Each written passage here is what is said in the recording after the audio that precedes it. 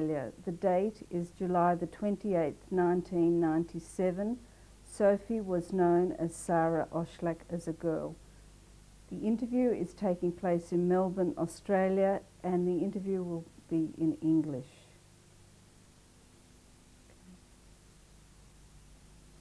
Could you tell us your name, please? My name is Sophie Steiner, S-T-E-I-N-E-R. Could you tell me your maiden name, please? My maiden name is Oshlak, O-S-Z-L-A-K. That's the Polish spelling of it. Could you tell me your date of birth, please? 26th of March, 1933. How old are you now? 64 and a half.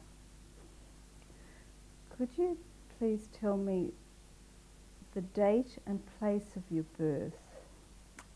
I was born in Warsaw on the 26th of March 1933, but my place of residence was, and my parents' place of residence was Żelachów, which was about 80 kilometers from Warsaw. My mother needed a medical procedure, which is a cesarean, and for that reason she had to go to Warsaw to have me. But when she was dismissed from the hospital, she went back to Żelachów, and that's where I grew up. So by accident, my place of birth is Warsaw, but actually I'm a Żelachowa. Did you have any siblings? No, I was an only child. Could you please tell me the name of your parents? My mother's name was Rizal Puta. Do you want me to spell it? Yes, please. P-U-T-T-E-R. And my father's name was Yisroel Oshlak, O-S-Z-L-A-K. Let's begin at the time that you remember, the most earliest memory. I remember probably about a year or two before the war started. I remember my parents being tradespeople. My mother was a dressmaker, and my father was a person that makes the last of the shoe. I remember my mother telling me that they came from, especially my father, from a very poor family. He was orphaned he was very young when they were orphaned. There were 4 children left, 2 boys and 2 girls, and the grandparents were bringing up the children. And they lived in real poverty. All of that I found out when I came to Australia, and I met my uncle, my father's brother.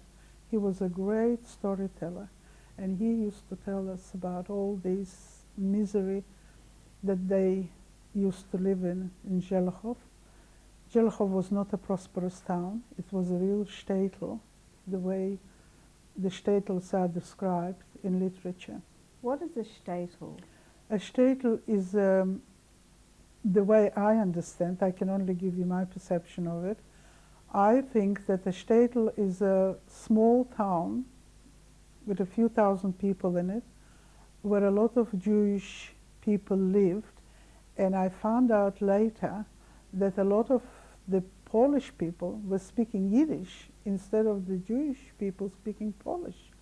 They came to that shtetl. They settled in end of last century, and the population was mostly very poor population. There were shoemakers, dressmakers. They were struggling to survive. I remember my mother told me there was one man that was a chemist, and I think that was the highest echelon of the shtetl.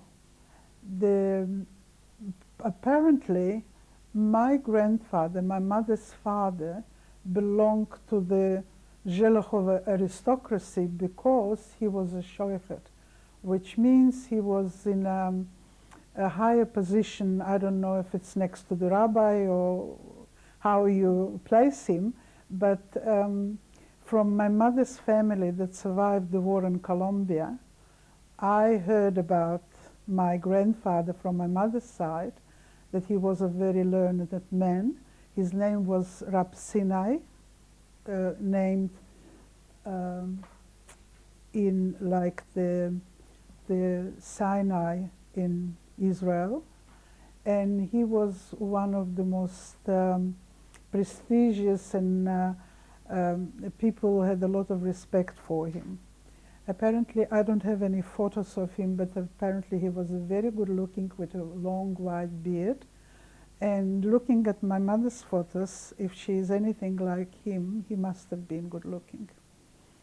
And I don't remember him very well. I remember where he lived, because we used to go to him. I think he'd give me a kopeck or something for, but I don't remember the name of the street. I remember where we lived. What would a kopeck be? A kopeck would be like a cent. And do you remember what you could buy with a kopeck? Not at all. But it was a sort of a ritual. Shabbos or probably before Shabbos, because Shabbos you can't give money, but probably before Shabbos, Friday afternoon or something, we used to go to him and he would give me a kopeck. I don't remember much about him. Of course, I didn't know my other grandparents because they died very young. So, but the shtetl itself is, I remember, as a very small place. I remember that to walk from one place to another wasn't that far.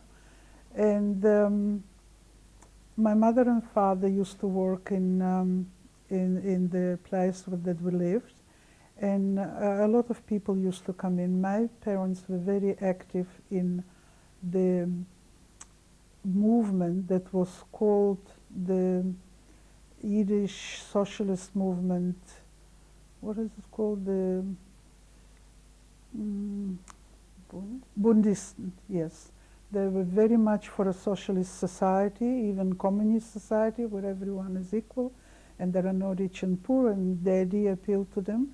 And they gathered along to their place, a lot of people of the same persuasion. And on the 1st of May, I remember we were very active, because my parents were always first with the demonstrations and the red banners.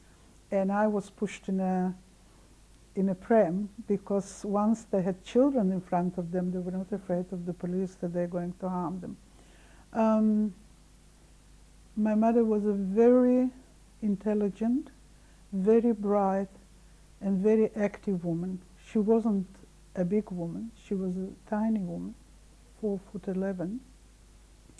But she was very bright, and I learned a lot of, only later on, I realized how smart she was. And the older I'm getting, the smarter she becomes. And all the things that she used to tell me and didn't have any meaning, now have a lot of meaning.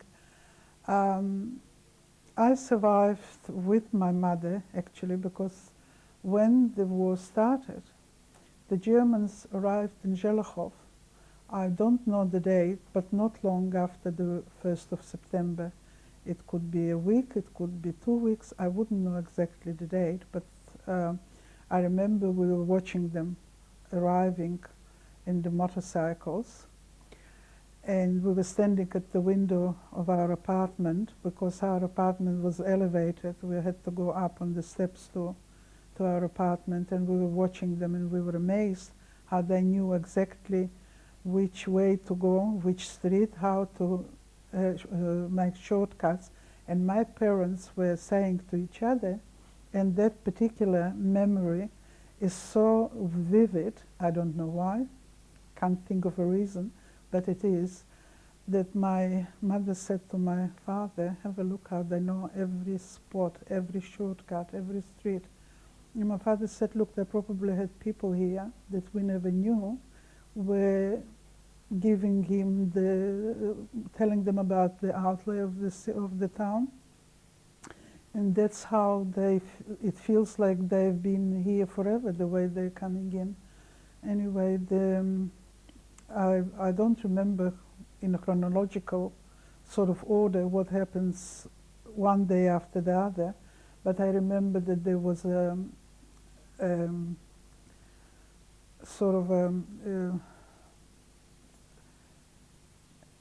people were told to gather at a certain place, and that's where they were gathering. I was too little, I was 6 years old. I don't remember in what way it was set up, but I remember that was a lot of panic and a lot of, you know, my mother was very upset and worried, and I think that she probably had more like a sixth sense to feel that this is not going to be something good. And when my father and his brother decided that they're going to, actually I jumped ahead a bit, because before they came in, my father and his brother that lived in Melbourne, the one we came to join in '59. What was his name? Jakob Oschlag, Jacob. And the two of them, because they heard that the Russians are coming to Poland, they have divided Poland between Germany. There was apparently a treaty to divide Poland between Russia and Germany. They went to greet the Russian army and make them feel welcome. And when they went there, I don't remember the name of the town, but when they came there, they realized that the Russians are not going to go as far as they were supposed to, but they are stopping further, so they decided not to come back to the Germans and stay there with the Russians. And somehow, I'm not sure how my parents communicated, either by letter or by someone passing messages on to them. My father and his brother passed a message on to us that we are supposed to get out of there, and he will help us by sending Polish men to show us the way, so that he will bring us out. And this didn't happen for a couple of months. In the meantime, the life wasn't, there was a big, we knew that the men were all put together in one place. They were kept there, and the synagogue was burned. The Sefer Torahs from the synagogue were run on the pavement, and they were told, the rabbi and the shamis and all the others that were like the elders, to walk on them, and they refused, and they were shot right there and then. And I remember that my mother was saying that this is, you know, what we can expect, and God knows what's going to happen, and we have to leave as soon as possible. We have to try and get to the Russian side while we still can. And I don't remember if anybody came, but I remember that we left. My mother, I, and my uncle's wife, Edja Oschlag. Except for being his wife, she was a first cousin. And she was also brought up by the grandparents together with my uncle, and they spent their life together as children, and then they got married, and then they came to Australia, and they died within 3 months of each other. So, but that's another story. And we started going to the border.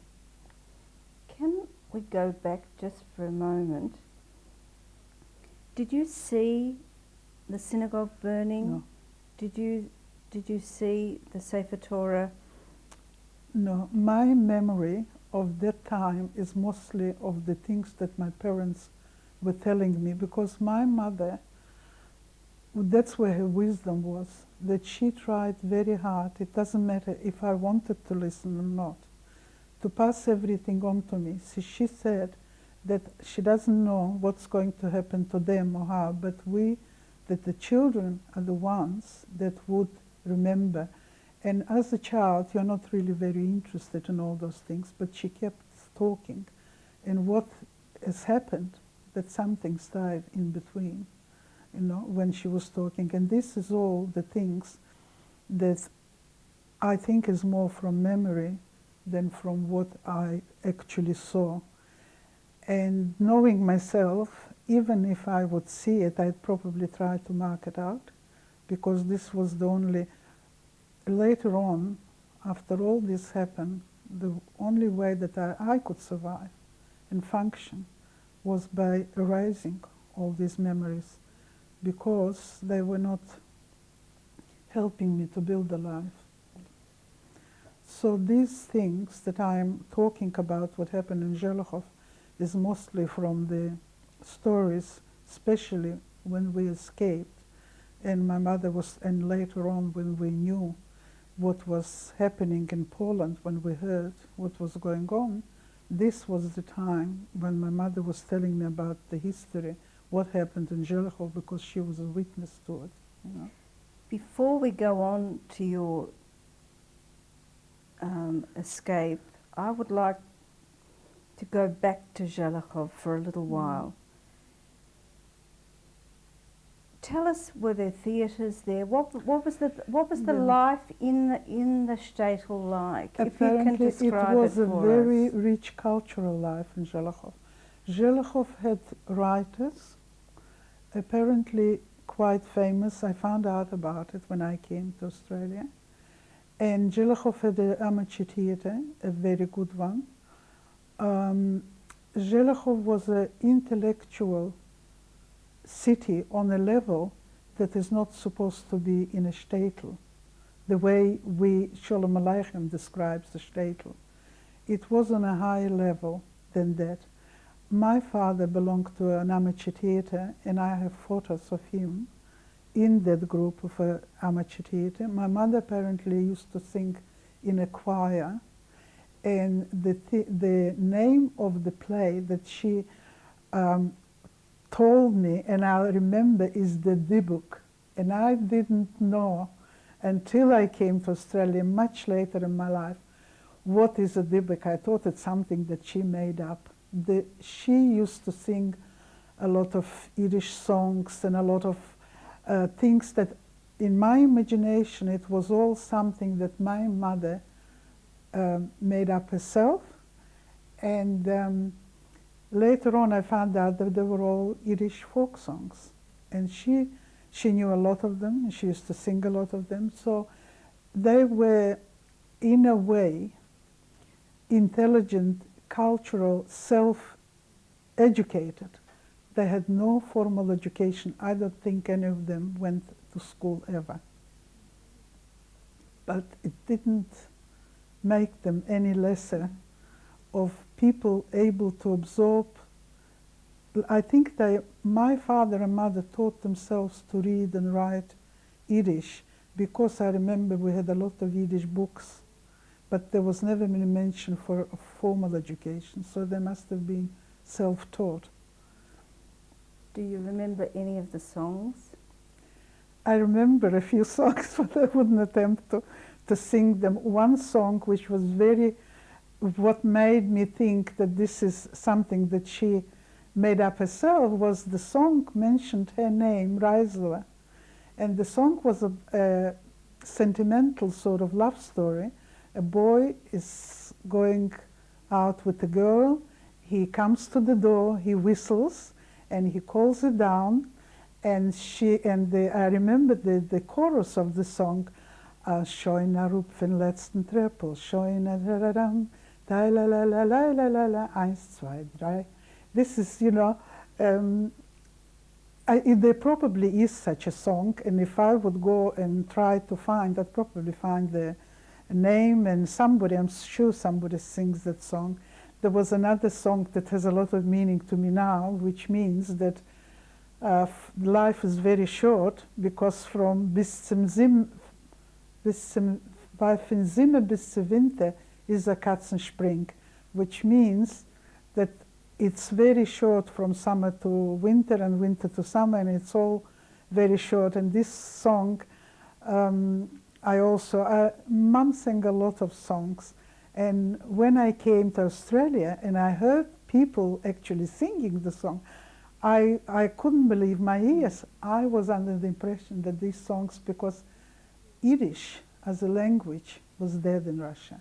The only place that I heard it was in my home, but I didn't hear it sung, I didn't hear anything. So to me it was like something that my mother was very clever, and she put together such wonderful songs. But then I realized, unfortunately, we came to Australia without my mother. She died a few months, 3 months before we left Russia. She died in February, and we left in May. We received the passport for her and everything, but unfortunately she didn't make it. She was 49. And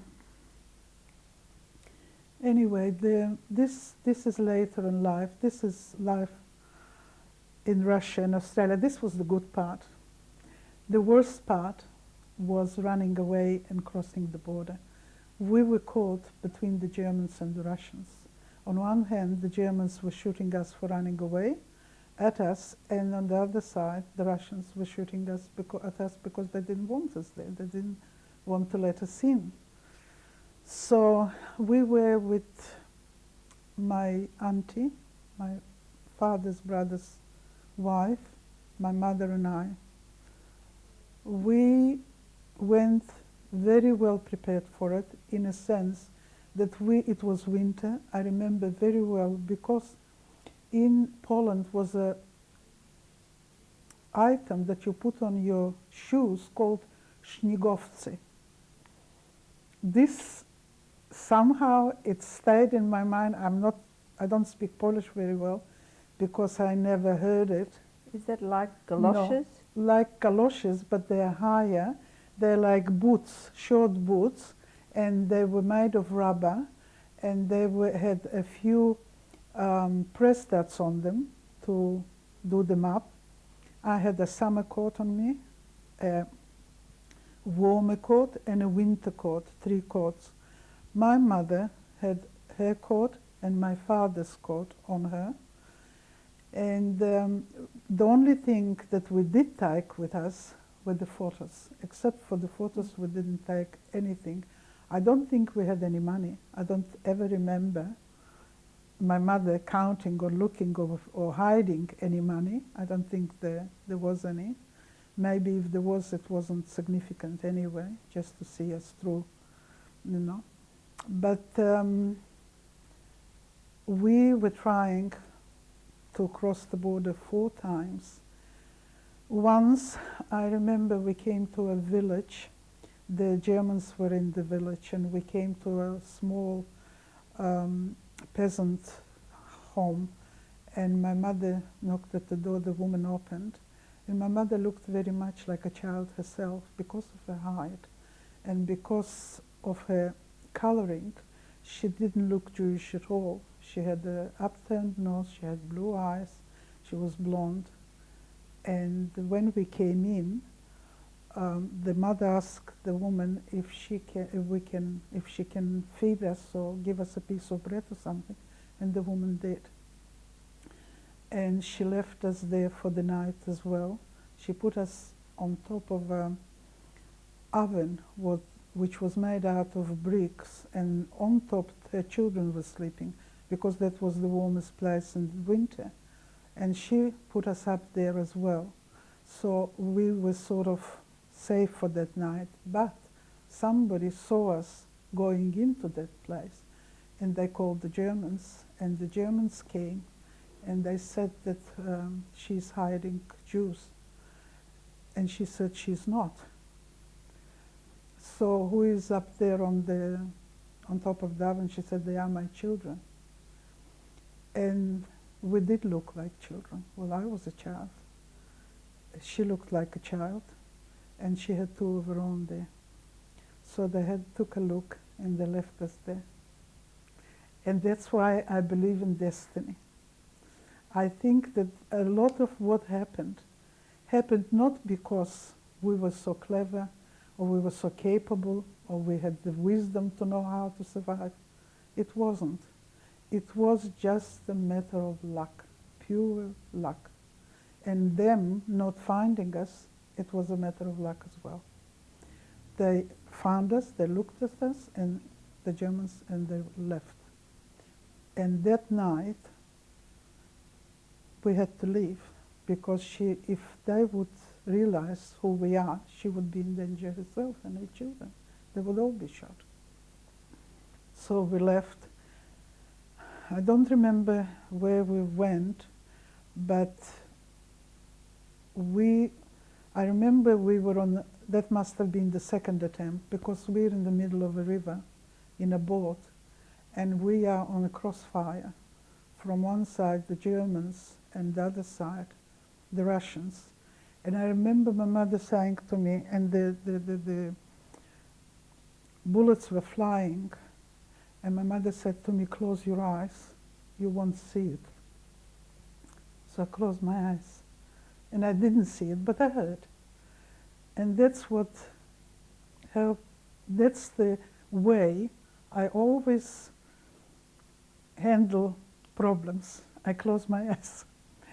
This must be because I don't remember ever before, that way of that behavior. But I remember always later on in my life, in any stage, at any stage, whenever there was a problem, I remember I used to close my eyes and pretend it's not there, it'll go away. We didn't make it that night either. We came back to the German side, and the guy that took us in the boat across the river gave us shelter for the night. And then it was another chance for us to try and cross the border. This is the end of tape 1 with Sophie Steiner. We'll continue in a moment.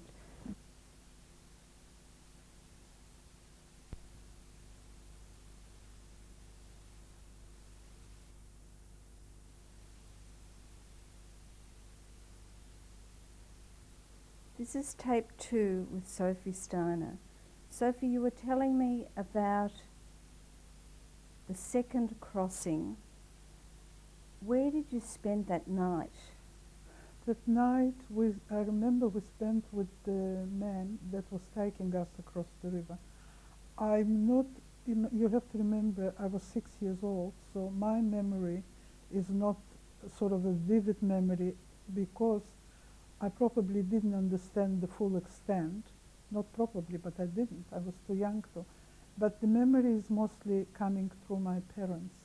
The things that they were telling me and how we did it and how we made it. Later on, I have a better memory. Maybe this is the memory I didn't want to have either, because it was too frightening and I didn't want to remember. But later on, the memory is a little bit better. But this one, I remember my mother telling me that that man that was taking us across the river gave us shelter for the night. I think at the same time, we had the man that my father sent, that Polish peasant, was somehow contacted us, and he was the one that was going to take us. He knew a safe place where we can cross undetected.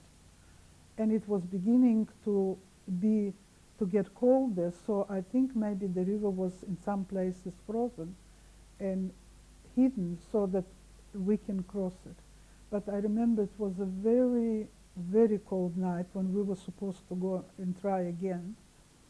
And my mother said that she's not going that night because it's too cold, and she's afraid that not only for herself but for me, that what if I froze my toes or fingers, or it's too cold, she's not going to risk it. But my auntie did go with him.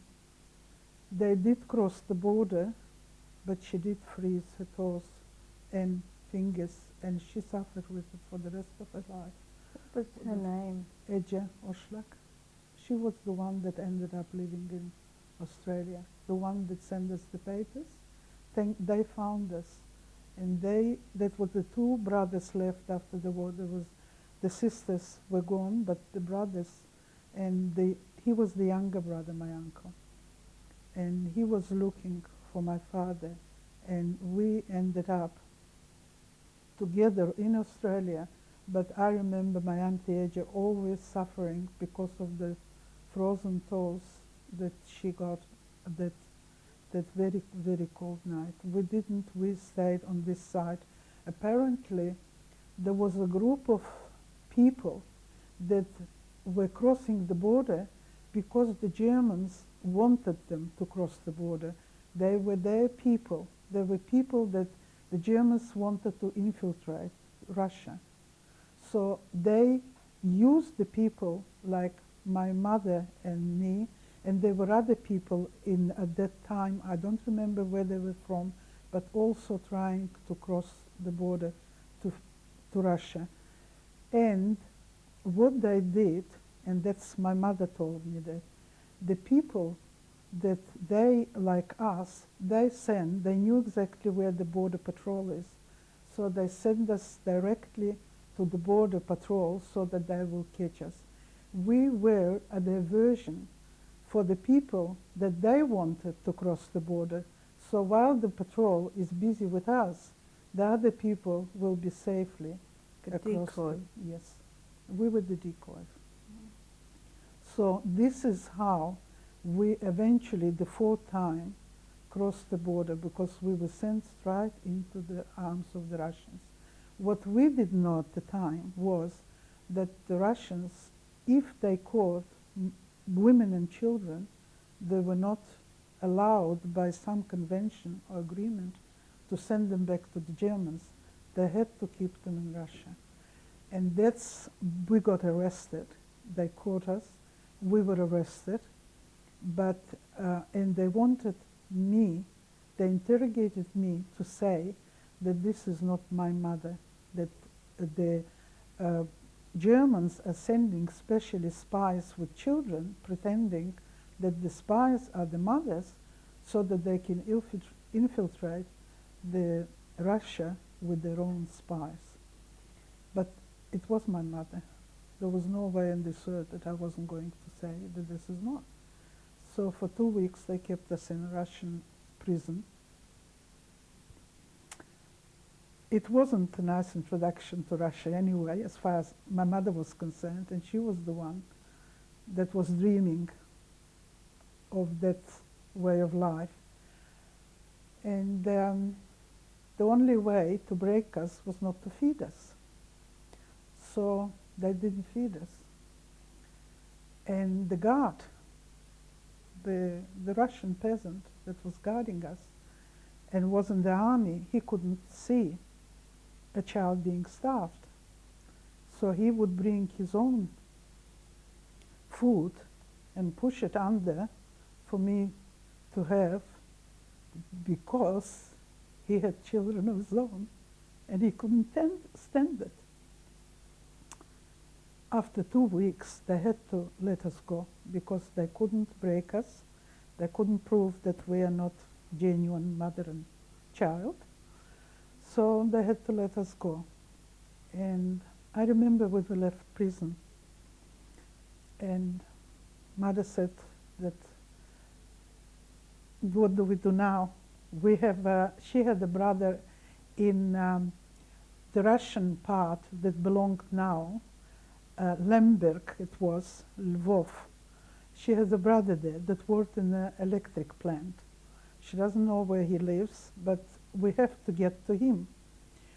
I don't remember the town where we were arrested, what was the name of it, but I remember that we had to get somehow to Lemberg, where my uncle lived, because there we can have a meal, we can have a bath, because in all that time, in all the months, we never had a chance. We didn't even dream of it. It was on the, not on the agenda, but somehow we have to get there. And I remember Mother said that we have to get to the station and get on a train that goes to Lemberg. And we went, and the trains at the time were unbelievable. There was no way that someone like my mother or a child could push themselves onto a train, because it was 4, 5, 6 layers of people before you get to the train. Everyone was trying to go to from this part of the, I think it was the Ukraine. It must have been, because Lemberg was the Ukraine, wasn't it, Lvov? Anyway, we came to the station, and I remember I said to my mother, I'm going to get on that train. And I went on all four, on my knees and hands, and I crawled between the legs of the people to the, we found out which one is going to Lemberg, between the feet, and I crawled to the step of the wagon. And when I got there, there was someone that was watching, you know, that the people don't, what is it called, conductor? And when I sort of got up, she said, where is the mother? And I said, Mom is there. So she said, nobody is getting in unless the mother comes. So please make way for Mom. And my mother said to me, gee, you were a smart cookie even when you were 6.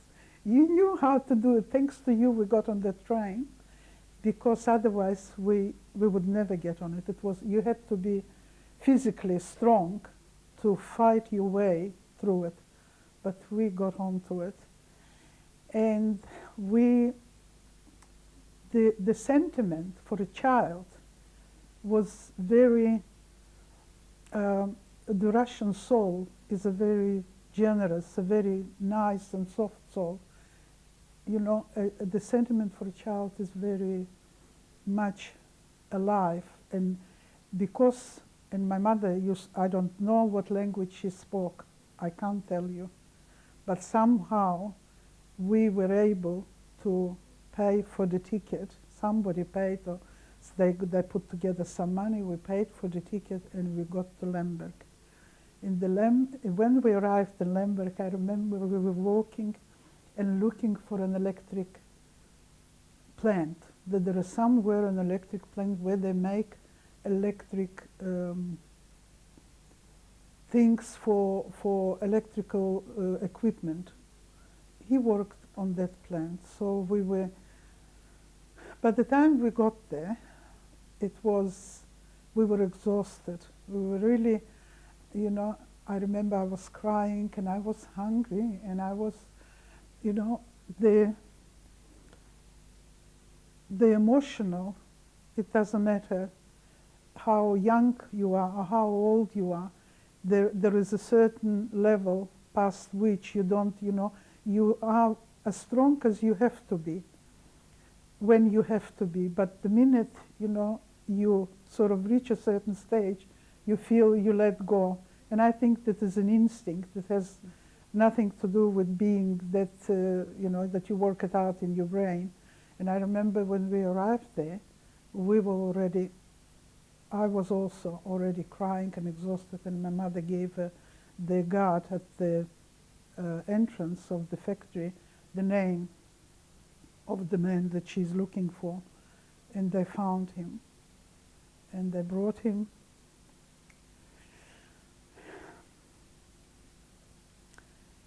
And we went to his apartment, which to me was the greatest palace on this earth, because after all these months of hiding and wandering and never being able to undress, I walked in to a warm home that had a bathroom, had a kitchen, and had a bed.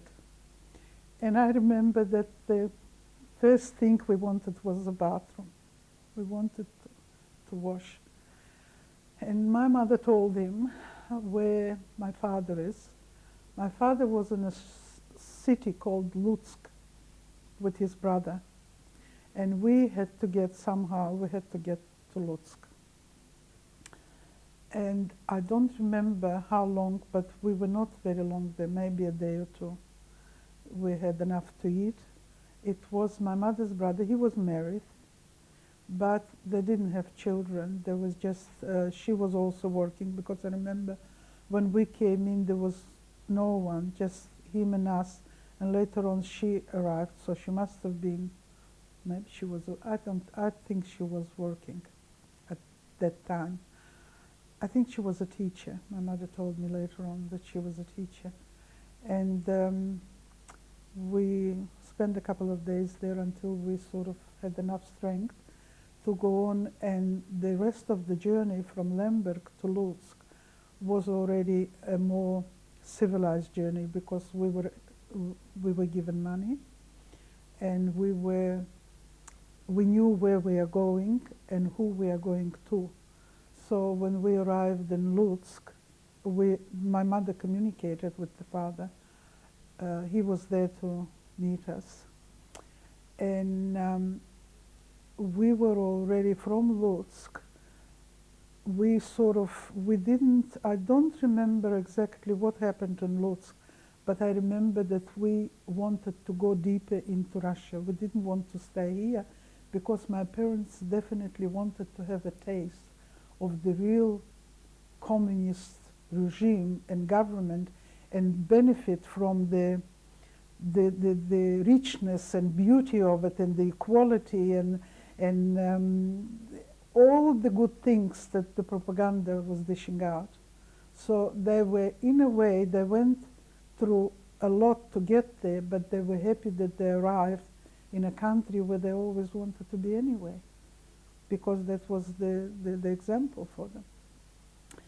And because we were Polish citizens, we didn't have any documents or anything, we were not trusted, and we were not treated as people that they trusted. They didn't.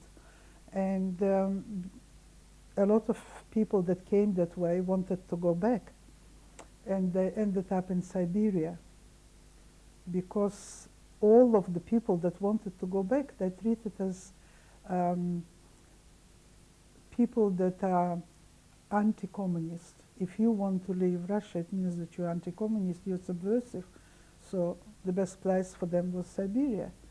And my auntie and my uncle were the people that wanted to go back. We didn't. We wanted to build Russia. We, I mean my parents. I wasn't up to it yet. But we didn't. I remember they said, no, they're going to help build the communist state. And when my uncle and auntie decided to go back, they were sent to Siberia, and we lost track of them completely. What were their names, please? Jakub, which is Jacob, and Edja, Edith, probably in English, Oshlag. And they were sent to Siberia. For many, many years, since 1939 until 1956, we lost track of them completely. We didn't know what happened to them. We thought that they didn't survive, because we heard rumors that all the people, we knew where they were sent. They were not sent back. They were sent to Siberia, and not many people survived, especially people like them. They were not very physically strong people, so we thought that they definitely didn't survive. And we thought, you know, that we lost them. We, on the other hand, my parents wanted to do their best. So my father went to work in a place. Actually, he didn't have a choice. We had to eat. We needed to survive. So he wanted to work on a job. The they gave him a job as a bricklayer on a building construction. And he did his utmost. I have photos of him where he was hanging on the wall as the best worker on the job because he tried so hard. My mother, because she was a dressmaker and she had to take care of me, she went to a kindergarten and asked for a job as a dressmaker in a kindergarten. In Russia at that time, the kindergartens made their own uniforms and they needed somebody to do it. And at the same time, she knew that she could take care of me because school started at 8. To go to school, you had to be 8. So we had a couple of years in between. She worked in kindergarten. They gave us a room where we can stay. We could live there. And that time, you know, as far as I was concerned, I remember as a happy time. I was clean, I was warm, I was looked after. I was all right. I had my mother next to me, so it wasn't a bad experience.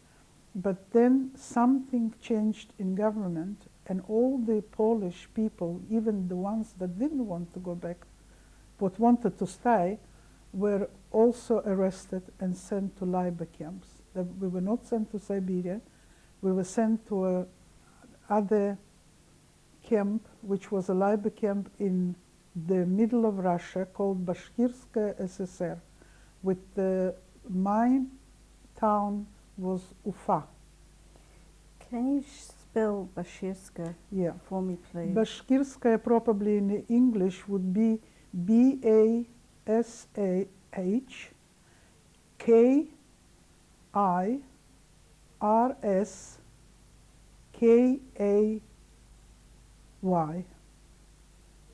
SSR. It means the Union of Socialist Republic. This was a republic in that union. It wasn't Russia itself, it was a republic. What year was this, please? This was 1940, probably beginning of 1940. And we were sent to that labor camp, and the camp itself was a camp made by nature. Nature created that camp. It was surrounded with 4 huge mountains, which looked like peak mountains, you know. And the people that lived there were mostly working on, they were cutting timber and sending it, because it was such a mountainous region, the timber they were cutting was running down from the mountains into the river, and that way getting to wherever it was supposed to get. So they were loggers? Loggers, yes. Yeah. And my father and my mother were supposed to work as loggers, because the motto in Russia was, if you don't work, you don't eat. And my mother said that she was 4 feet something, you know, a tiny woman. She had me, 7-year-old child, and it was because of the region that there were wolves and there were all kind of animals, and it wasn't that it was a civilized sort of place. It was a wild. They built barracks there, like for camps, and people lived in the barracks. So she said, if I go to work, what's going to happen to my child? There was no kindergarten, there was no school, there was nothing there. The commandant of the camp said, you have to tie her down to the bed, and so that you make sure that she won't run out or drown or something will happen to her. So my mother, being the way she was, she said, you know what, you can shoot us both here, right here and now, because I'm not going to leave her tied down to a bed. She's not an animal. She is a child, and I'm not going to work because I don't know anything about timber and cutting timber and putting it down. So the commandant said, in that case, you are not eating. And we didn't. But father did go. Father was, every morning, he went with a group of people, you know, and they had people that were guarding them, Russian soldiers, and they went to work. And after the work, they took them to a place which was like a kitchen where they had tables and they were giving them a bit of soup or whatever. So what he did, instead of eating himself, he would heat a piece of potato, or if they gave them a piece of minced meat or a piece of meat. Mostly we ate in that region, the meat that we ate was horse meat, which was not bad. Now that I come to think of it, it was quite a sweet taste, and it was very, very welcome if Father would bring a piece of it in the evening when he was coming home, and that's all that we lived on. So my mother said that we are going to die here anyway. We might as well try to get away from here. Doesn't matter how. And there was another couple there without a child that also decided that this will be our burial ground, because from here no one gets out alive. I don't know, and I wish I'd asked my mother all the details, but I remember my mother telling me that they found someone that was a native of that place that was willing to show them which way you couldn't cross. There was a certain place that you can cross, but you have to be a native of that place to know exactly where to cross and when to get there so that you are not caught. And these two couples, my parents and another couple and I, they took a chance, and they said that at night, I remember that we went at night and we walked. We didn't have anything, we didn't have a horse or a buggy or anything, we just walked. And we walked where the man, because my mother said, he had pity on the child. He wasn't worried about us. It doesn't matter. But he was sorry for you. He didn't want the child. He didn't like the way that we were treated, that we were not fed. And he wanted to help us. And he said, he didn't promise anything, but he said that he can only tell us where to go, and the rest is up to us. And we did.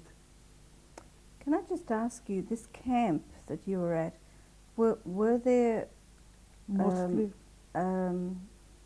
guards? yes, there were Russian guards, and there was a Russian headquarters where the guards and the political people were there, you know, and in the camp they were trying to make good citizens, believers in, because we were all, most of us were foreign people from Poland and other countries that came to Russia, people that are not to be, even the ones that were, like my father, fully pledged believers, still didn't believe them. And that's why they send you so that you can't do any damage, you're safe in these places. At the same time, you perform a very important job. It was, somebody had to do it, so why not use those people to do it? And that's what we did. But there was a Russian guard, there was a Russian headquarters, there was the main person in the camp. They were not as bad as Germans, not by any means. You know, they had a little bit of feeling for a child, but if you are not supposed to eat, if you don't work, you are not eating if you don't work. And it's simple as that. Not only because he didn't want, but he was afraid that somebody would tell on him that he did soften, and we are the enemy, the natural enemy. So why? You can't feel sorry for an enemy, even if the enemy is a child. Anyway, we walked out of there, but the problem is we had no papers. And we were not supposed to be out there. We were supposed to be in there. My father found somebody that was doing,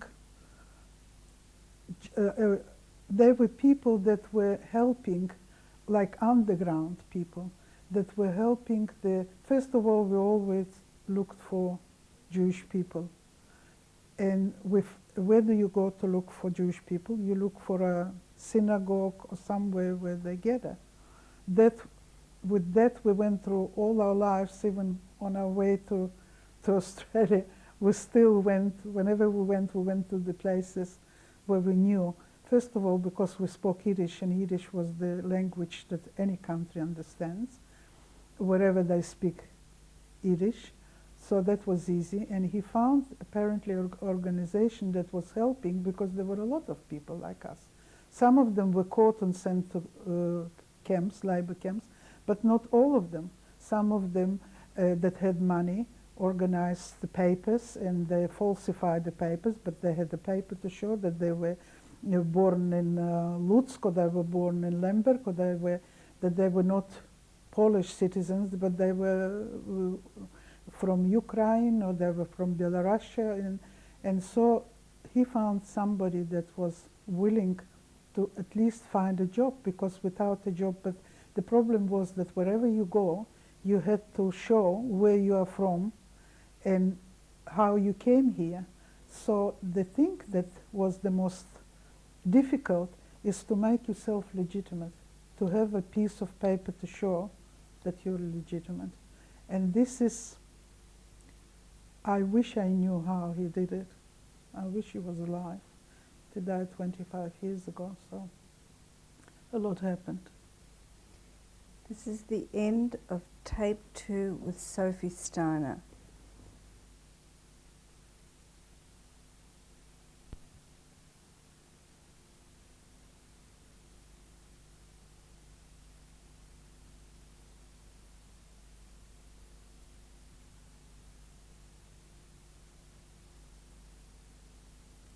This is the beginning of tape 3 with Sophie Steiner.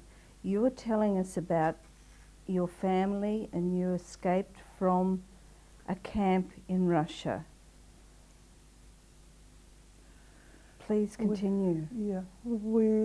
I remember walking at night. It was very dark.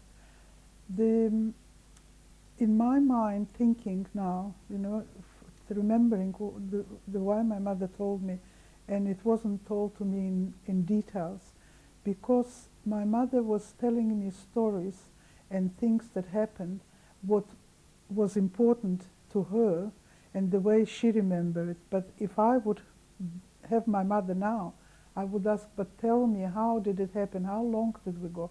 Where did we cross? Where did we come to? And these are the things that I don't remember. I remember it was during the night. Most of my walking was during the night, because daytime we were hiding, not to so that somebody's eye doesn't catch us. And we were walking, I remember, through the night, and very, very quietly. And I was warned not to say anything, not to make any noise, and be very quiet. And I was very, doesn't matter what I wanted or something, I would pull my mother, but I wouldn't say anything verbally. And we came to a small town not far from where we must have been walking for at least 10 hours, I remember, but it was night. So by the time it was daylight, I remember we arrived somewhere, and I remember that we were sort of looking, like we were looking for something, like they were asking directions, or they were asking of people or something. And I remember that we came to a place where they were speaking Yiddish. So they must have been looking. When we reached that place, that couple that was with us disappeared. I remember that there only were 3 of us.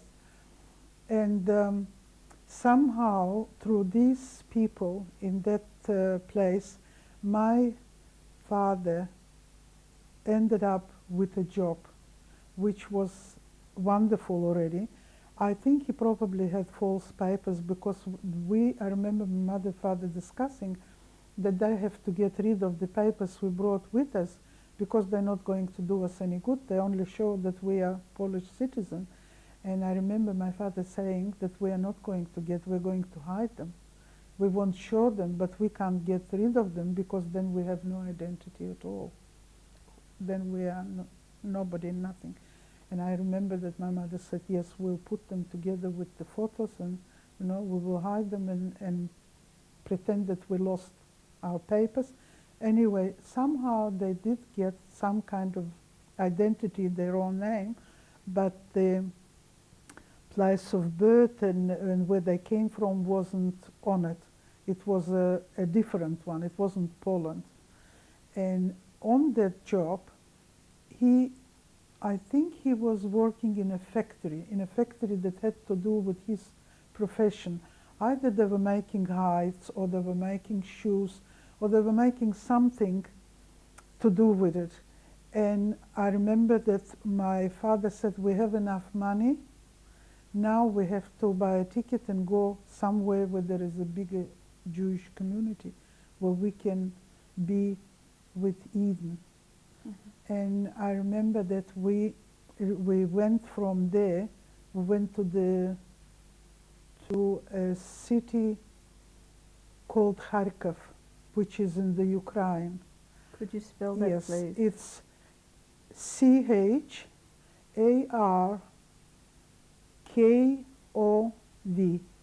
It's a city in the Ukraine, because my mother said that she heard that this city has a lot of Jewish people, and I think it was somehow the closest to reach from where they are. It wouldn't cost a lot of money to get on a train and to go there.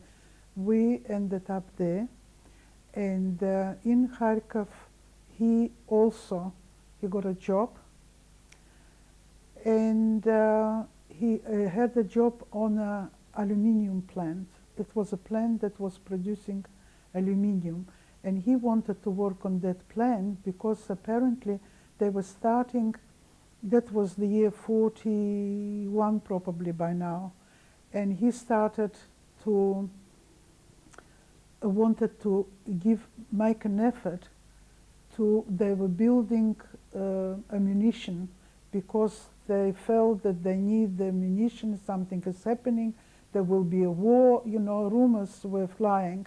And if you work at an aluminium plant, then you have, he worked like as a manual laborer.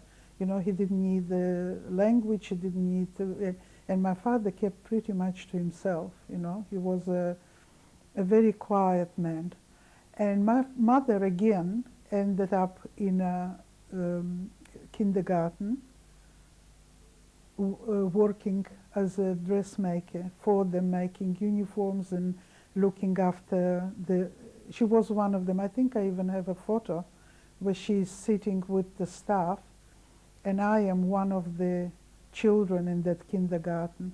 So I probably was about 7 at that time, in 41. And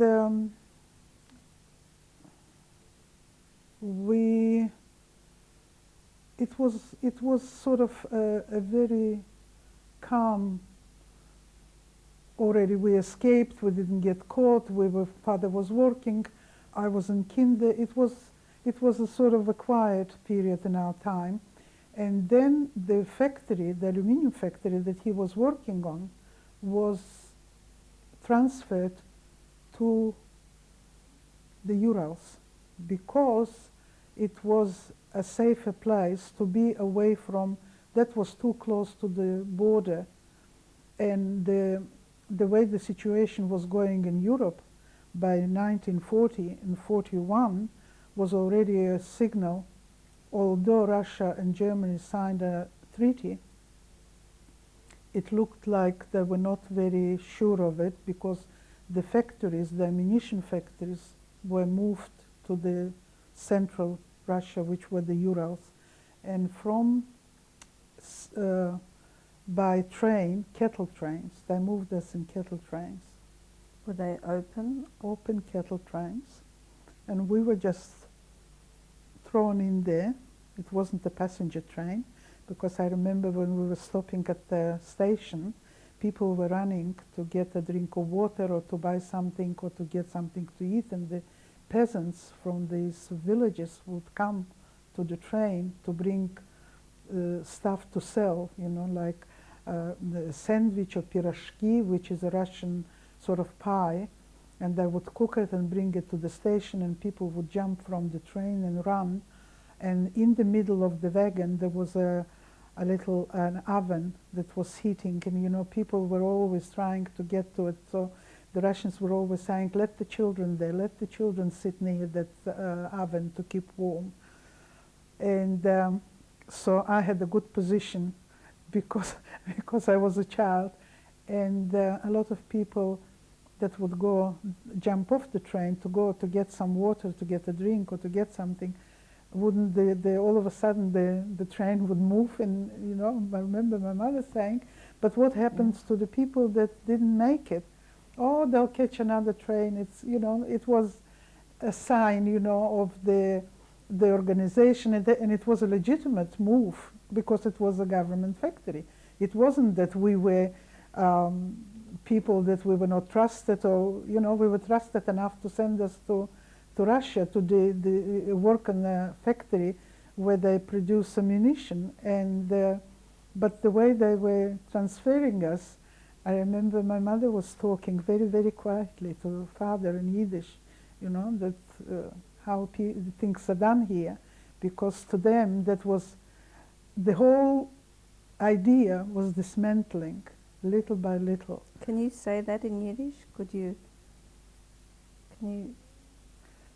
The dream, Yes. that the Cezanupkinate Masse, it's already the disillusionment already settled in. It wasn't what it pretended to be. And being there and seeing what's happening and how people are treated and how, you know, everything, it was the beginning. The card place was falling, collapsing. Anyway, we arrived in the Urals. The name of the town was Kamensk-Uralsky. Could you spell that, please? I have it on my diploma, where I ended school, where I finished my, and I think it's spelled K-A-M-E-S-K,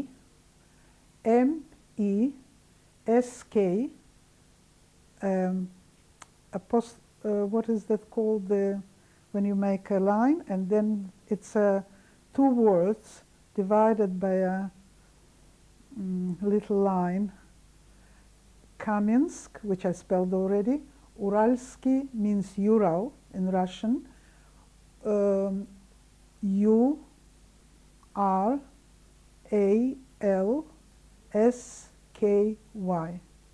Kamensk-Uralsky.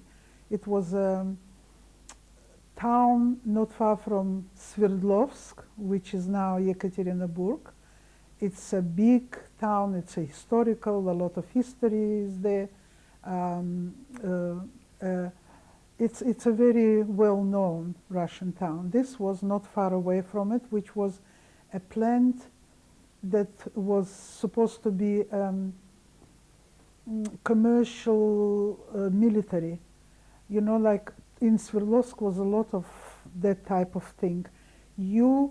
If I know people, one lady that had a sister there, and even 10 years ago, she couldn't go and visit her there. The sister had to come to Moscow for her to meet, but she couldn't go to Sverdlovsk because Sverdlovsk was a city that foreigners are not allowed. So it's like a closed town. Like a closed town, because there was a lot of military equipment and activity there, and that's why people were not allowed. You had to have a special permission. You had to be checked and everything to go there.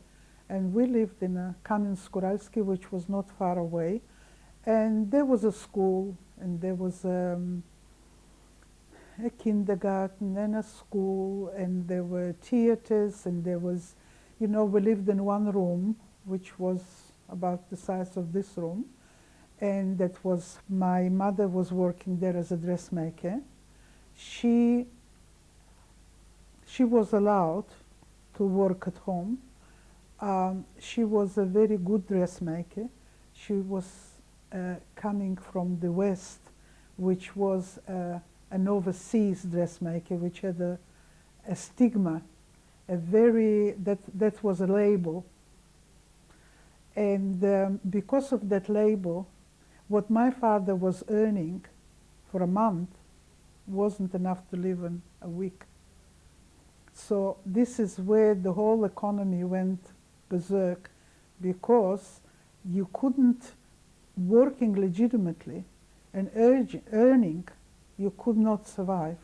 So you had to find means by which you can survive.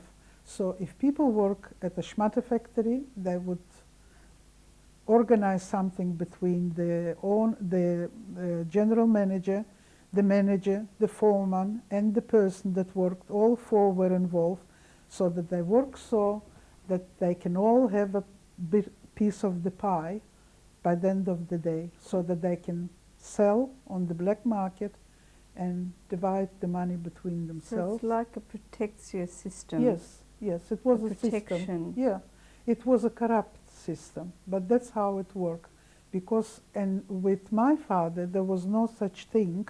Later on, he went to work in his field on a factory where they're making shoes, and he was the cutter. He was cutting the leather, and the foreman told him that if you know how to cut, we can all make a good living. But my father said, no way. That when the purges already were in, and they knock at the door at night and they take you away and you don't know what happened to you. So he was going to play it safe, and he wasn't going to do anything that was illegal, and he didn't. So what my mother did is started working, making dresses for the rich and famous, for the elite of that place, which was the general manager of the factory, the people below him, the members, the high-ranking members of the Communist Party that were in charge of that aluminium factory, and the people that were making enough money on the black market that could afford her. So this way, but it wasn't paid with money. It was like paid with food. Like somebody will bring her a pound of butter or a dozen eggs or anything, or flour. Flour was the most important food, the most important product that you can get is flour and sugar. So it was a barter system. Like a barter. She was making the dress and they were giving her the food, because there wasn't anything to buy. She couldn't, for the money, she couldn't buy flour, she couldn't buy sugar, she couldn't buy anything. So with the food, that's how we survived. But I must say, it was very fair. The distribution of it was very fair, because I remember that when my father said, but we shouldn't eat the butter, we should leave it for Sarah, she said, no, we all eat the butter. It's for everybody. We have to work and we have to survive too. And there are no, we'll all eat the same. And it was no privileges for me, because I was a child and an only child. Then there were no privileges for me, because my mother had to work. So whatever had to be done, I had to do. And my mother used to tell me, you peel the potatoes, you cut them, you put them in the water. There are 4 rooms and 4 families live, and 1 kitchen and 1 bathroom. So in the kitchen, each had 1 fire spot where you cook the food. So you go there, put the pot there, and cook, and then you eat it, whatever was there. Sometimes there was a piece of meat, sometimes there wasn't. So in that way, I wasn't a spoiled child, because the circumstances, being an only child, you think, spoiled child, it wasn't. There was no chance of being spoiled in any way or form. And then my mother was clever enough not to spoil me even when she could, because being an only child, you can become quite selfish. And when somebody dances around you, showing you that you are so important because you're one and only, makes it even worse, and I can see it here. But she had the wisdom of having the presence of mind not to do it, and for that I'm grateful. I was never spoiled. I'm trying to spoil myself, but now my family doesn't let me. But the thing that I want to bring out is uneducated, and there wasn't really anything in that woman, that she had a horrible childhood. Her mother died when she was 3 months old, and her father remarried, and he remarried as she was called an altemot, which she was quite cruel to his children. There were 4 of them. My mother was the youngest one, and she left her in the cradle, and she wasn't fed and she wasn't looked after, and that's why my mother didn't grow. Her growth stopped when she was 10 years old. By the time the sisters already and brothers that were already grown up and married and everything saw that she is not growing, that she stopped at an age 10, and I started, one of the sisters married very well someone in Warsaw, and her sister brought her out to Warsaw and started going to doctors to find out what can be done for her. It was too late. She was left there to rot. And as a grown up already, she picked a bone with her father for that, because he was the father and he should have protected her. So to hurt him, she went away from the religion completely, because he was so religious, and that way she showed him that her hurt. Why she didn't have anything against the stepmother, because she said she was a stepmother, but he was a father, and he was a religious man, and he should have known. He had a 3-month-old baby to look after. Why did they leave everything in her hands? He should have seen that she's taken care of. And that's why when I was growing up in Russia, there was no mention of religion in any form, in any way, never. When I came to Australia and I worked for a religious man, and he used to tell me, Sarachka, it's soon Rosh Hashanah. And I used to ask him, what's Rosh Hashanah? He was in panic. He was bewildered. He was devastated. And he made a point of inviting me to every Yom Tov into his family. And that's where I learned a little bit. But what I did do is send my girls to Jewish religious schools so that they have a choice. I didn't.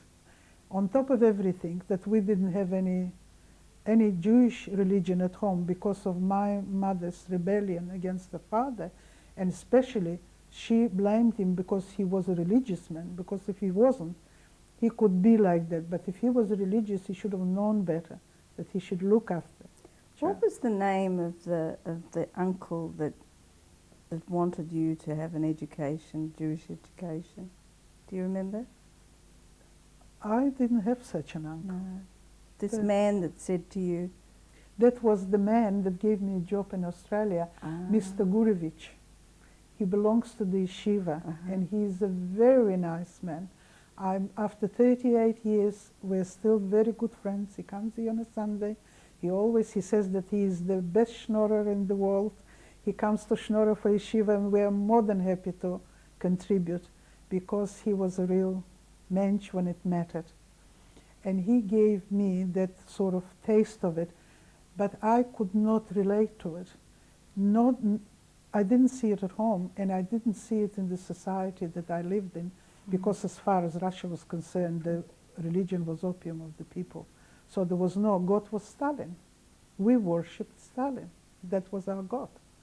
And when I came, but I thought to myself that I did miss out on something, and my children, if they embrace it or not, it doesn't matter, but I give them the knowledge of making a choice and the chance, because if you go to religious school, you learn and you keep an open mind and you know what you want to do.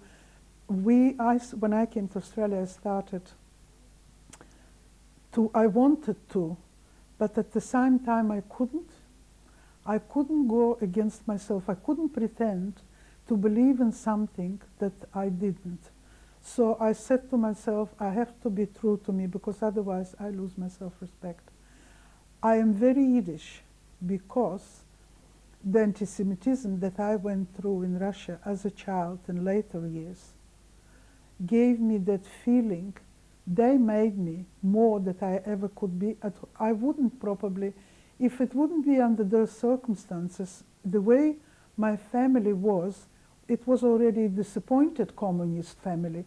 But still, you don't drop it like a hot potato. It takes years and years. By the time we left it in '59, my father was completely out of it. He was cured, completely cured.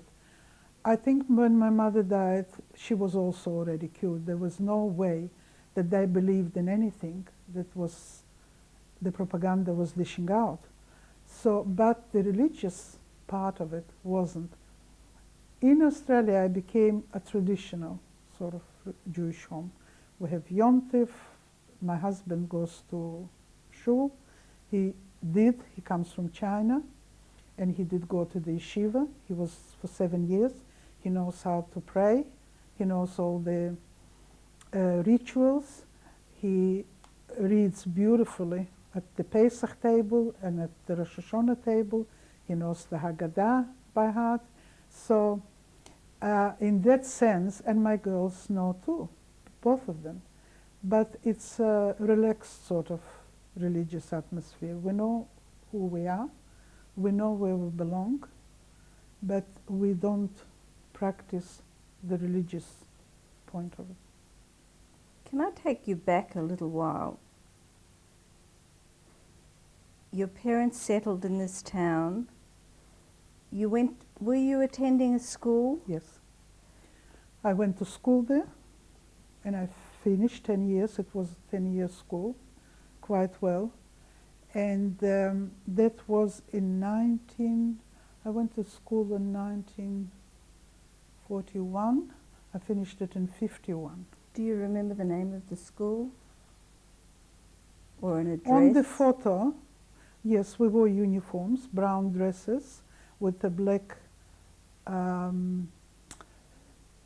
apron and a white collar, stand-up little collar with a white one. That's the one I had to wash every day by hand and iron. And the school had 2,500 children.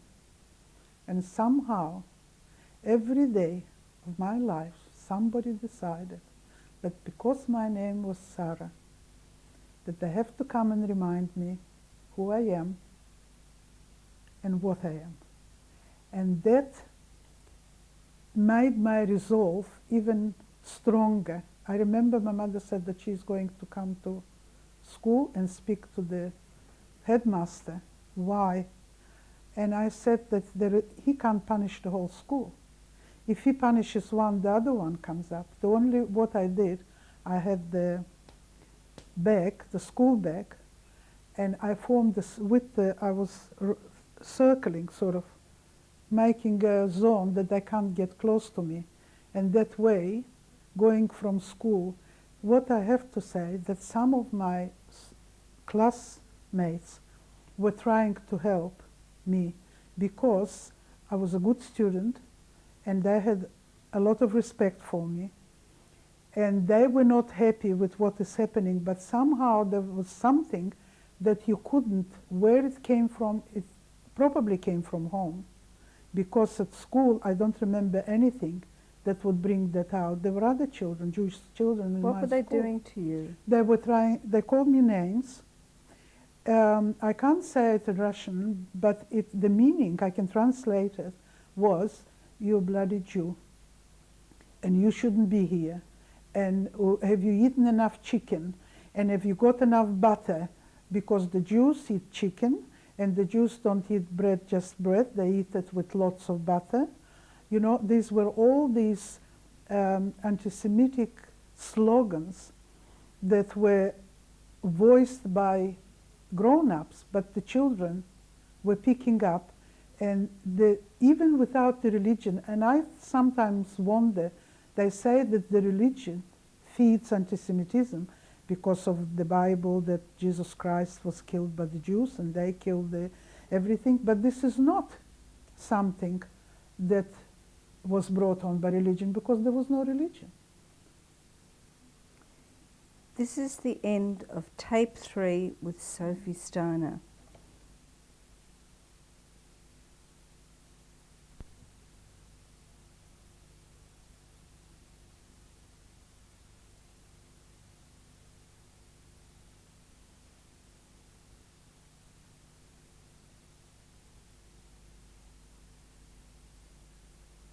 This is the beginning of tape 4 with Sophie Steiner. Sophie, you were telling me about your schooling, how you were being taunted on a daily basis. Can we talk about that for a little while? Yes, it was something that I had to deal with. It wasn't, as the minute I was in my own classroom, I was safe. Because my classmates, it was somebody that knew me, somebody that accepted the way I am, and there were other Jewish girls, but their names wasn't Sarah. There was Helen, and there was Nicole, and there was another one, but they were one of many. Mind you, nobody wanted, if they were writing down religion, they didn't want to write down that they're Jewish. I had no choice. My name was a giveaway. My parents didn't think of it. Later on, I changed it. When I was 18 and I got my passport, I changed it from Sarah to Sophie, because Sophie was a more acceptable name. Sophie was already a Russian name. A lot of Russian girls are named Sophie. So, but my parents felt that they were to blame for what I'm going through. You couldn't change it at that school, because you can't change names in the middle of the stream. I was Sarah from year to year. You finished 1 year and you went. Actually, the children that I started school with, I finished with them. They were all my classmates, and I had a good relationship with them. I was someone, because I was good at school and I had good marks, and they could ask for help, and I was helpful, and I was one of the sort of popular students in the class, but I wasn't popular outside the class. And some of them would try to help me outside the school, because everybody knew who I was. In a way, I was famous or infamous, I don't know how to call it, but they knew, but it didn't work. They were taunted even worse, because I am what I am, but why are they defending me? They're supposed to be on their side, you know, they're Russian. So you were the scapegoat. Yeah, I was, and I knew it every day of my life. And I think that this made me very, very Jewish. I'm not, if somebody asks me, who are you? I'm never Russian. I say I'm Jewish. You know, like Jewish people have a tendency to say that if they come from Poland, that they're Polish. If they come from Russia, they are Russian. If they come from Romania, they're Romanian. But I never had it. I always wanted to profess who I am, because that fight made me so strong in my belief of who I am. And for that, I'm grateful. What age were you when you started to feel this fight? From age 8 until the end of the school days. From the first class, when I walked into that classroom and the teacher read Sarah Oshlag, that was already a stamp on me. It's like putting a star of David on me. I was branded. But as the years went on, the children of my class were like from a completely different, but nobody was brave enough. And eventually my mother did talk to the headmaster. And his name was Ivan Ivanovich, Ivan, the son of Ivan. And he didn't know what my mother was upset about. So what? Everybody in life has to cope with something. And I have to cope with that, because I am Sarah. You know? What do you want me to do about it? And that's how it's supposed to be. There wasn't going to be a talk about anti-Semitism, about leaving me alone, and not, you know, that I'm not supposed to. There wasn't going to be anything like that. My name is, and I remember that this is probably the day that my parents decided that all that is a great big lie, and this is just confirming it because that was not supposed to happen according to their beliefs and their religion. Anyway, I've spent 10 years there. When I finished school, I went to Sverdlovsk, which the town where the university was. Could you spell that, please? Sverdlovsk is spelled S-V-E-R-D-L-O-V-S-K.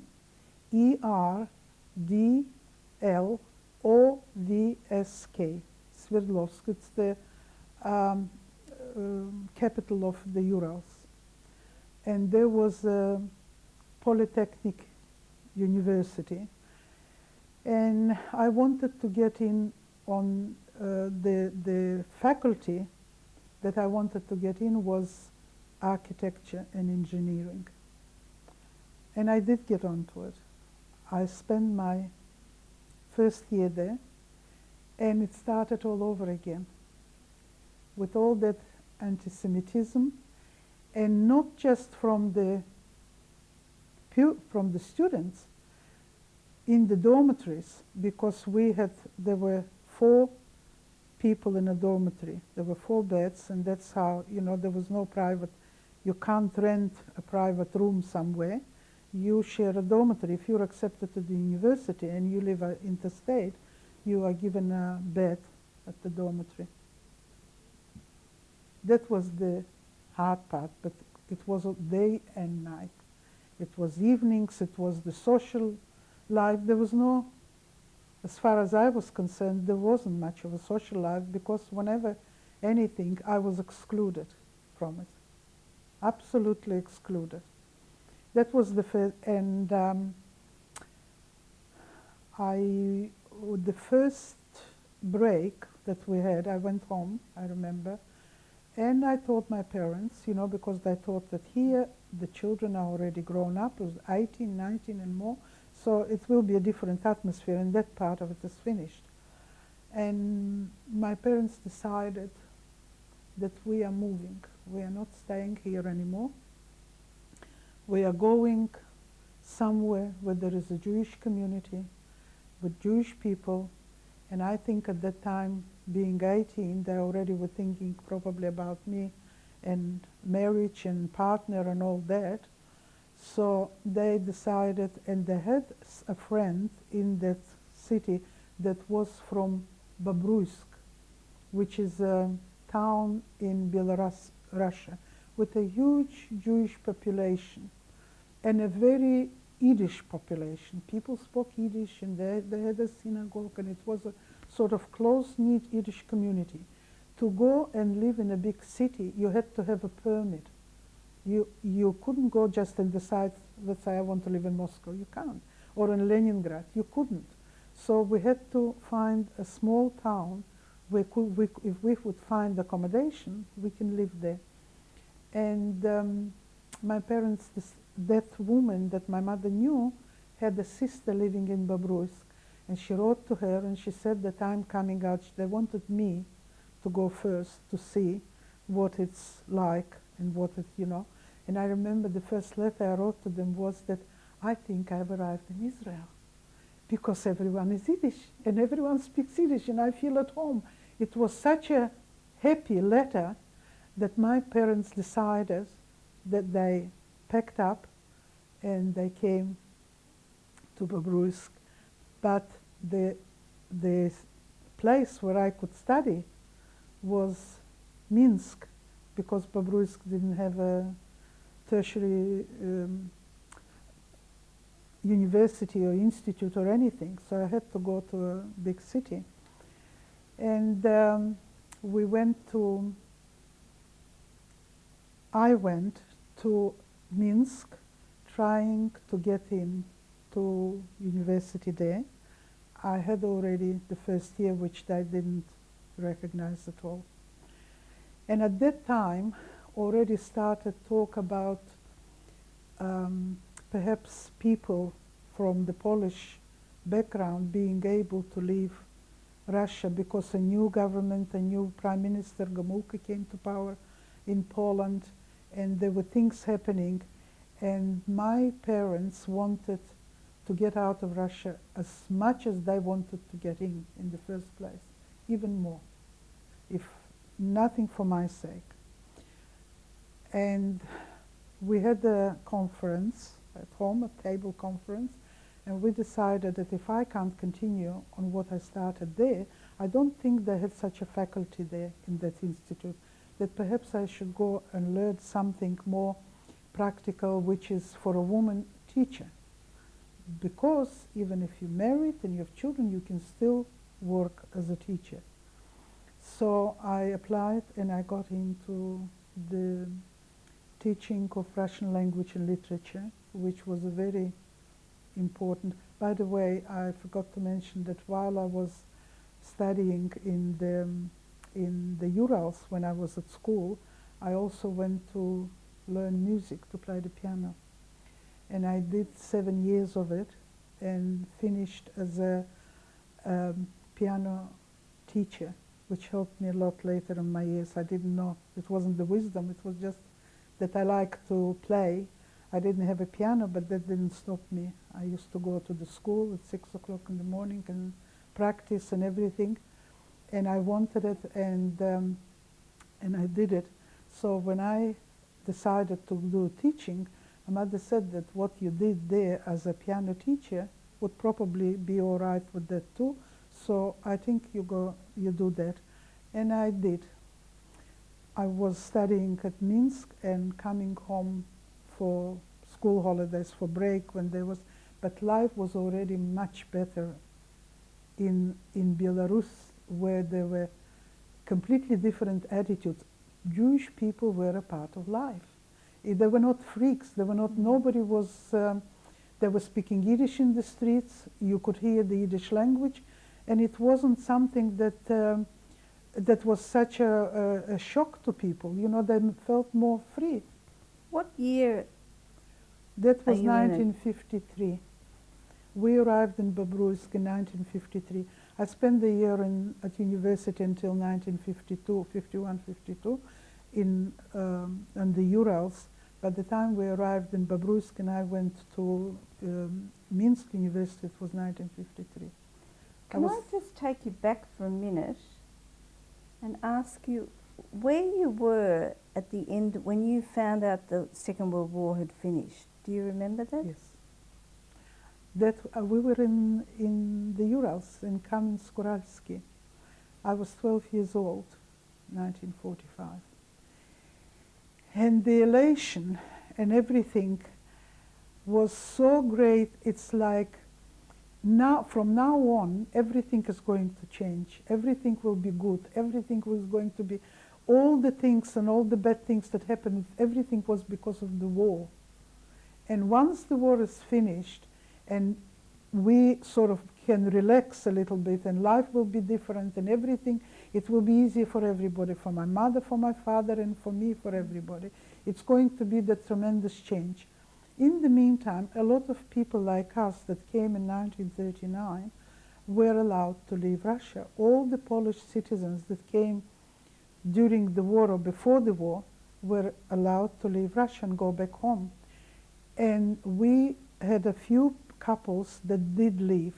And I remember the day that my mother got a letter from one of them that their train that they were traveling on was shot at by the Polish people.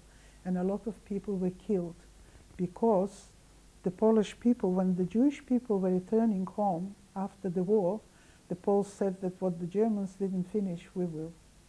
And a lot of people, there was a pogrom in one of these small towns, was a real pogrom. The trains that people were coming home from Russia with, they were all shot at. A lot of people were killed and wounded. I have here a relative that has shown me the wound of when they were coming home, they were shot. And when my mother heard that, she said, we're not going. We survived the war here.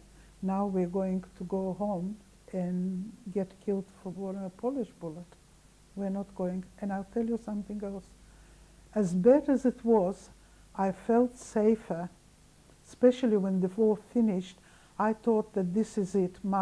All my problems came to an end. Now will be a different attitude. It's going to be a different life. And I said that I can't speak Polish. I don't know anybody there. I have my friends here. I'm studying in Russia. Russia is my language. And I don't want to go. And they decided that they're going to stay. And the curtain didn't open until 1958. 58, I think 57 or 58. They started letting people out again. So we couldn't go anywhere, even if we wanted to. So We couldn't. We just met the war. Nothing much changed after the war was finished, because here it wasn't the border sort of situation that the firing stopped and now it's a different life. The life was exactly the same after the war. There were queues for bread and queues for this and queues. We left in 59.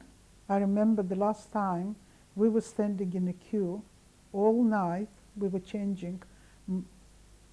Father was in the queue for 5 or 6 hours. Then I would go out and stand for 5, 6 hours, because in the morning they would sell flour. And that happened twice a year, before the 1st of May and before the 7th of November, before the day of the Russian Revolution happened, and the 1st of May. They were still... So you would only get flour twice a year? Twice a year. You couldn't buy it. And how much were you able to buy? They would 2 kilo per person. So if we stood in the queue, the 3 of us, we got 6 kilos for the 6 months. That's it. And where we were in 45, where the war finished, wasn't much of a change either. But my parents made a decision that we are not going to go back because of the letter that we received, and then rumors started, and a lot of other people were writing about it. So they decided that they're not going to go back. So you went to university, and you... Then in 1953, and then I went, I finished school, which was in 1951, at Sverdlovsk, where the war finished. I was 12, so I must have been in grade 4, because I started when I was 8. So it must have been grade 4 that I was. And then I continued my studies, and in 1953 we all moved to Babruisk. I went there first. We rented a room from that lady's sister that we knew in the Urals. And then my parents stayed in Babruisk, and I went to study. And I used to come home. Coming home for the holidays, I met a young man, and I got married. And life went on sort of normally. I was still studying. I still went back. In the meantime, I had a child. As a married woman, were you living at the university, or were Yes. you living at home? No. Or? I was still studying. I left my daughter with my mother. My mother was looking after her. At that time, my mother was 45 years old. Now I know what it's like, but I think it wasn't as bad. She was only 45. And I went back because my mother said that the only legacy that she can leave me to be sure of a decent life is an education. And if I dropped my education, then I'm a nobody. She can't leave me money, she can't leave me property. But if she can leave me education, that's why she will look after the baby, and I should go back and finish my studies, and I did.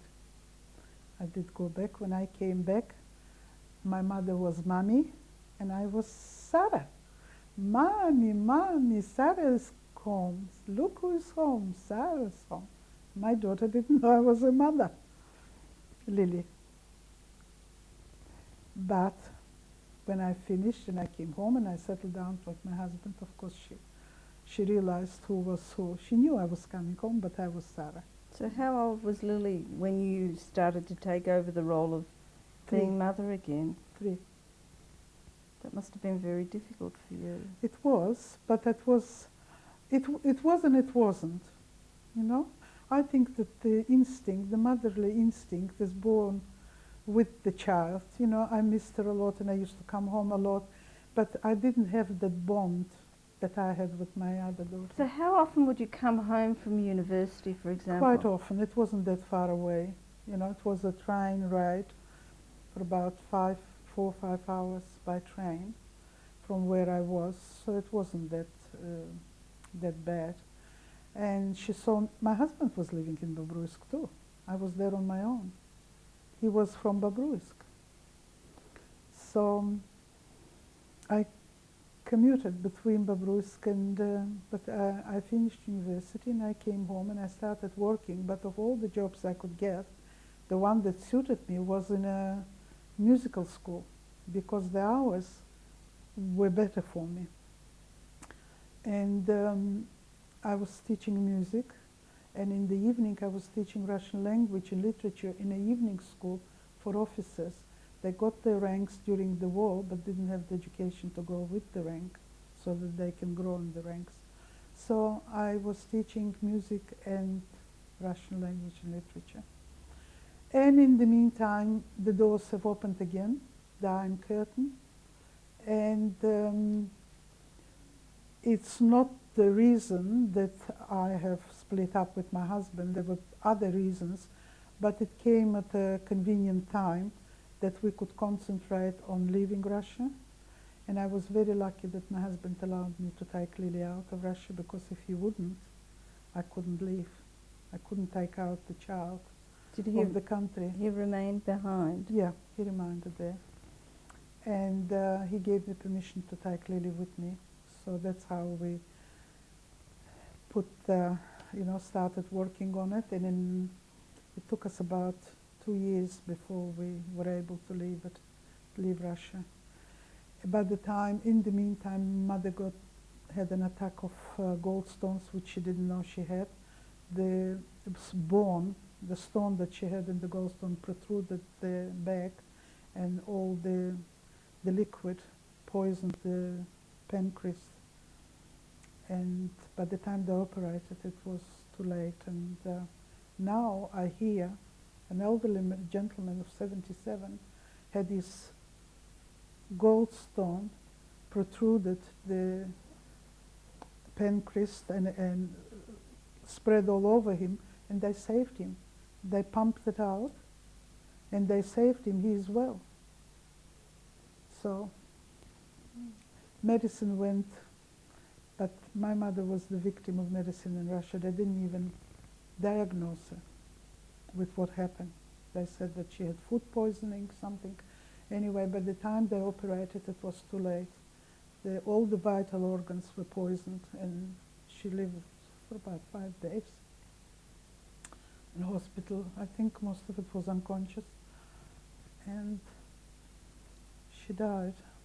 And we were on our way. 3 months later, we got the passports that we can leave, and you don't know how many people were envious. They wanted to, they would give their lives to have those passports so that they could leave, you know.